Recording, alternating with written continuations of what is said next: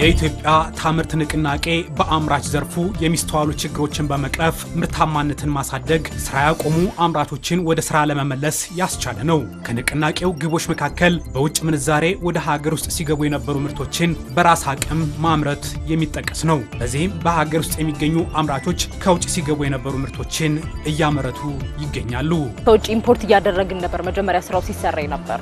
አሁን ቤዚክሊ ሮ ማቴሪያሉን ብቻ እያመጣን ኢትዮጵያ ውስጥ ማኑፋክቸር እያደረግን ያለን እኛ ራሳችን ኢምፖርት ከምናደርገው በላይ አገር ውስጥ የሚመረተውን ራሳችን ማኑፋክቸር የምናደርገውን ነው ሞር ኢንከሬጅ እያደረግን እየሸጥን ያለን። ቶታሊ ኢምፖርት የምናደርገውን በተወሰነ ፐርሰንት እየቀነስን ይሄኛው ነው ሙቭ እያደረግን ያለን።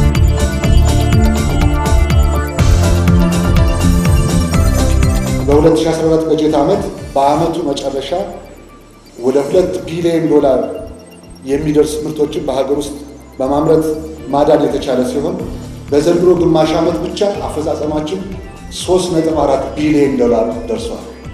ይሄ $3.4 ቢሊዮን ደርሷል ማለት በዚሁ ልክ የሥራ ዕድል ተፈጥሯል። በዚሁ ልክ ለመንግስት ከፍተኛ ገቢ ማስገኘት ተችሏል። የኢትዮጵያን የንግድ ሚዛን በማጣጣም በኩልም አዎንታዊ ሚናውን እንዲጫወት ለማድረግ አስችሏል።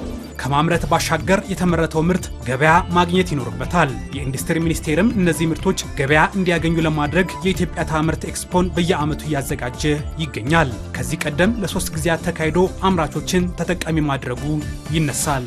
አሁን ሶስተኛችን ነው ስንሳተፍ። ኦርጋናይዝድ ሆኖ ቀድሞ ኢንፎርሜት ተደርገን ነው እየተደረገ ያለው። ላስት ይር ላይ በጣም ኢፌክቲቭ ከተሳተፍናቸው ትልልቅ ኤግዚቢሽኖች ውስጥ በጣም ኢፌክቲቭ የነበረበት፣ ትልልቅ ሴልሶችን ያገኘንበት፣ ትልልቅ ዲስትሪቢዩተሮችን ያገኘንበት፣ በጣም ብራንዳችን ያስተዋወቅንበት ኤግዚቢሽን ነበር። ቱ ቢ ኦነስት ለኛ ወርዝ ኦፍ ኢፌክቲቭ የሆነ ላወጣነው ገንዘብ ኢፌክቲቭ የሆነ ወርዝ የሆነ ኤግዚቢሽን ነበር። ይሄ ፕላትፎርም ቀላል ፕላትፎርም አይደለም። እንደ ሀገር እነ ቻይና የሀገራቸውን ምርት ለመሸጥ እነ ካንቶን ፌርን አይነት ትልልቅ ኢቨንቶች በአመት 2 ጊዜ ያዘጋጃሉ። ኢትዮጵያ ደግሞ ያላትን ምርት ያላትን ማኑፋክቸሪንግ ሴክተር ያላትን ደግሞ ኤክስፖርት ሊደረግ የሚችል አቅም እኔ በጣም ለራሴ እስከሚገርመኝ ድረስ ነው በተደጋጋሚ የኢትዮጵያ ምርቶች እስከማይመስሉን ድረስ ምርቶች አየነበረውና እዞራለሁ ለተደጋጋሚ ቀናት ነው ተመላልሼ ምርቶችን አየነበረው። ምክንያቱም ምንድነው ኢትዮጵያ ውስጥ እውነት ይሄ ይመረታሉ ለኔ ምርት ግባት የሚሆኑ ለኔ አምራች ድርጅት ነኝ እኔ ለኔ ምርቱ ለግባት የሚሆኑ ነገሮችን ኢትዮጵያ ውስጥ እንዳሉ ሳላቅ ከውጭ ማመጣቸው ነበርና ይሄንን ሁሉ መረዳት የቻልንበት አገር ውስጥ ያለውን ፖቴንሻል ማወቅ የቻልንበት ፕላትፎርም ስለሆነ ይሄ በትውልድ ቅብብሎች ለልጅ ልጆቻችን የምናወርሰው እንደ አድዋ ድል ደግሞ አንድ ታሪክ የሰራንበት እንደ አባይ ግድብ አንድ ታሪክ የሰራንበት ወደፊት ቀጥሎ ደግሞ የኢትዮጵያን ኢንዱስትሪ ትንሳኤ የሚያበስር ፕላትፎርም ነው ብዬ ነው ማለት ነው።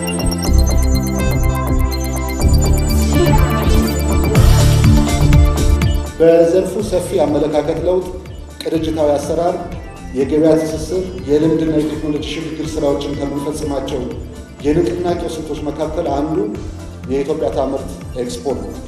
ይህ ኤክስፖ ከዓመት ዓመት በተሳታፊ ኢንዱስትሪዎች ቁጥር፣ በምርት አይነት ስብጥርና ጥራት፣ በጎብኚዎች ብዛት ኤክስፖን አስታከው በሚከናወኑ የጎብኚዎች ሁነቶች እንዲሁም በአጠቃላይ ቅቡልነትና የብራንድ ደረጃ በከፍተኛ ሁኔታ እያደገ ከመምጣቱ ባሻገር በሀገር አቀፍ ደረጃ ለሚዘጋጁና ለሚከናወኑ መሰል ኤክስፖዎች እንደ ውሃ ልክ የሚወሰድ ደረጃ ላይ ደርሷል።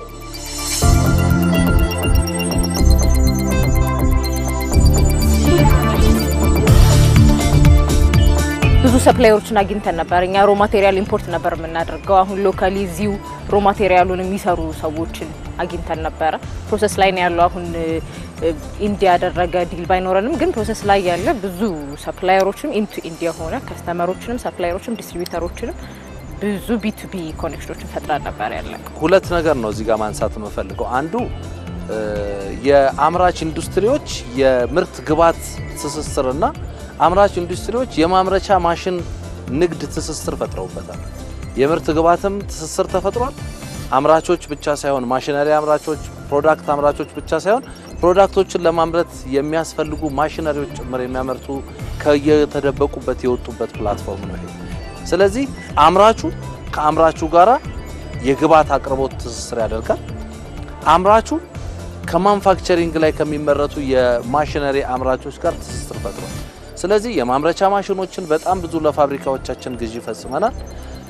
የምርት አቅርቦት ደግሞ ለምንፈልጋቸው የምርት አቅርቦቶች ግብዓቶችን ለኛ ብቻ አይደለም እዚህ ኢንዱስትሪ ውስጥ ያሉ በጣም ብዙ ተቋማት ግብዓት ያገኙበት ነው።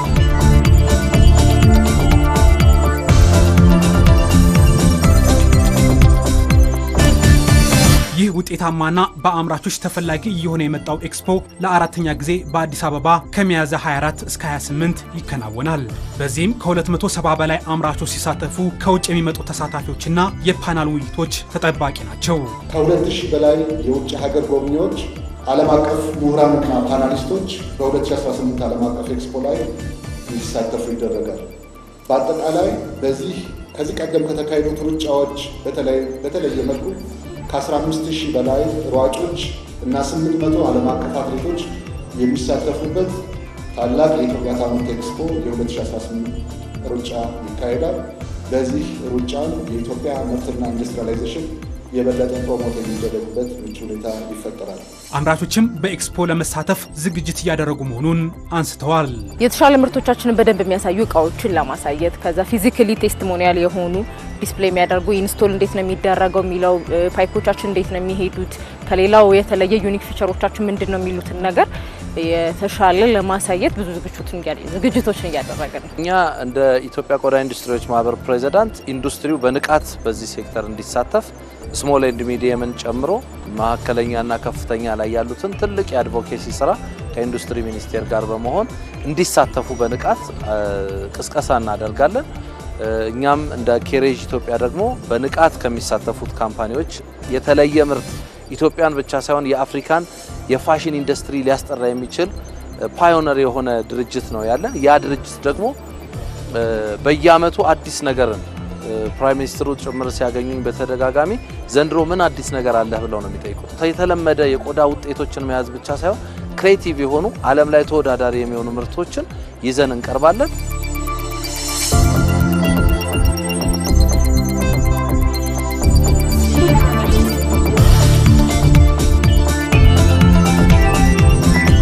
ይህ የ2018 ዓመተ ምህረት ኤክስፖ የበለጠ ውጤታማ እንዲሆን ጥራት ቀዳሚ መሆን እንዳለበት ተጠቁሟል። አዳዲስ ተጨማሪ ኩነቶችን ማካተታቸው ዓለም አቀፍ የአካዳሚክ ሴሚናር፣ የዕደ ጥበባት ምርት ማሳያ፣ የቨርቹዋል ኢንዱስትሪያል ሂደት ማሳያ፣ የምግብና መጠጥ ቅምሻ ኩነቶች የሚካሄድበት መሆኑ ከቀድሞ በእጅጉ የተሻለ ሆኖ እንዲዘጋጅ ያስችለዋል።